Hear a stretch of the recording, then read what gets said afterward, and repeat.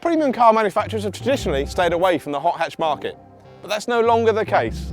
First of all, we've had this car, the BMW M135i, and now AMG have got in on the act with this, the A45. With a 2-litre turbocharged engine and 4-wheel drive, it's going to be a stern rival for the BMW. But which is going to be the most fun and which is going to be fastest? Well, let's have an Auto Express track battle to find out.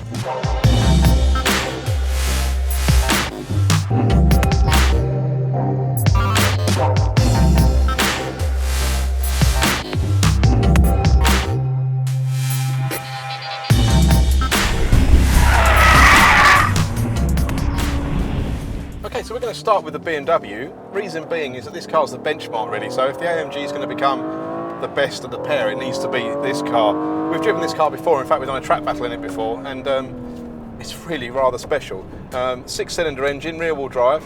The engine is a real gem, so it revs to 7,000 RPM, but peak torque is at just 1,300 RPM, so it's just got instant power and it's just so silky smooth. So there you go, 7,000 RPM. You can have a manual in this car, but we've got the automatic gearbox, 8 speeds, so it's quite short ratio, so you don't find yourself using second gear much, so even in these tighter corners, only in third. Now obviously, it's rear wheel drive, so that could be the one area where the Mercedes has got an advantage. This car's got less power than the Mercedes, but identical torque.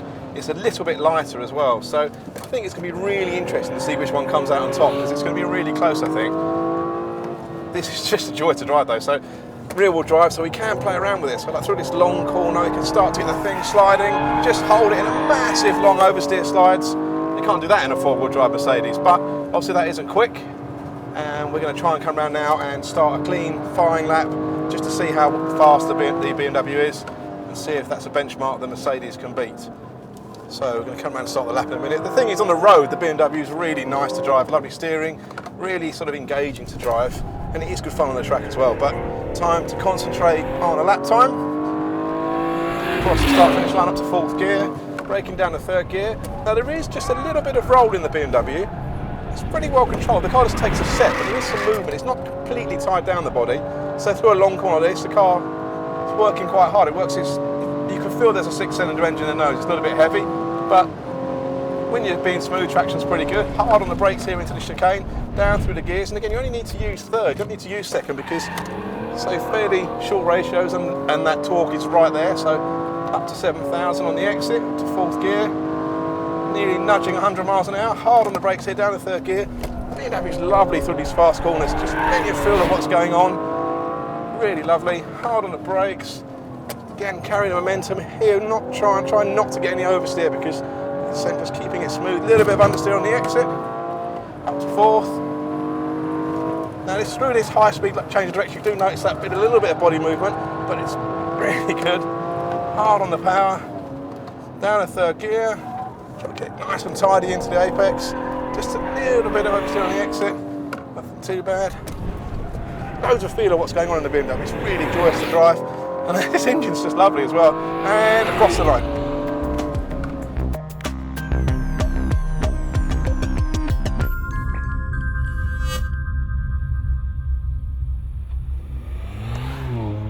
Okay, so how does the Mercedes stack up? Well, for starters, it's £5,000 more expensive than the BMW, so that's one thing to consider straight away. It's got 40 brake horsepower more, but the same torque.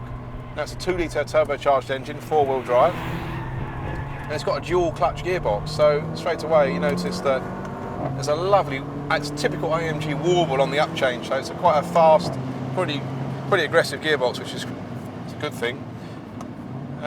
But the engine hasn't obviously got the character of the 6-cylinder BMW, so that's a negative. You also notice the body control is really good in the Mercedes. It's a bit tauter, sits a bit tighter on the road than the BMW, but the flip side for that is on the road, the ride's really, really stiff.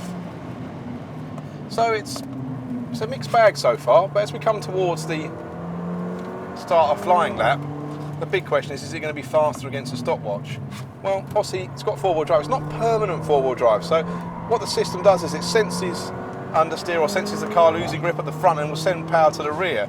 But in the practice laps, I've got to say it's a little bit disappointing because what it doesn't do is it doesn't, if you get understeer through a long corner like this, and you can't really dial that understeer out with the throttle, so if you try to increase the throttle and try and get some power transfer into the rear, it doesn't really work, it doesn't really dial out the understeer too well.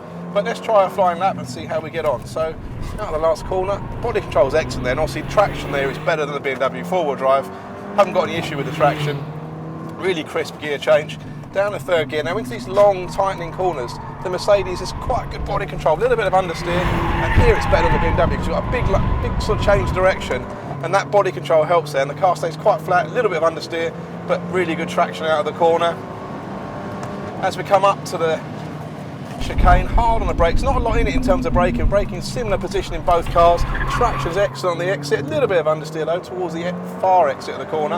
Up to fourth gear, hard on the power, similar top speed here to the BMW, just nudging 100 miles an hour. Down to third, there is one little irritation with the Mercedes, is that you have to wait a lot later before you go for the downward gear, and that sometimes it's a bit of a pain. It won't select the down gear early enough, and that compromises your entry to the corner. A little bit of understeer on the exit there again. Through this high-speed S's, Mercedes are really good through here. The only thing I would say is, when it starts to, if it does ever give in to oversteer with the quite snappy as it lets go, not as progressive as the BMW, but the body control is good. It's nice and tidy through these last two corners. Hard on the brakes, a little bit of grumble from the brakes, but nothing too bad. Hard on the power on the exit. Lovely gear shift and across the road. I spent the day driving a fantastic pair of performance hatchbacks, but which one comes out on top? Well, if you want to be fastest against a stopwatch, with its four-wheel drive traction and amazing body control, you're going to need the Mercedes. But if you want to spend a little bit less money, and I think have more fun, then you need to choose the BMW.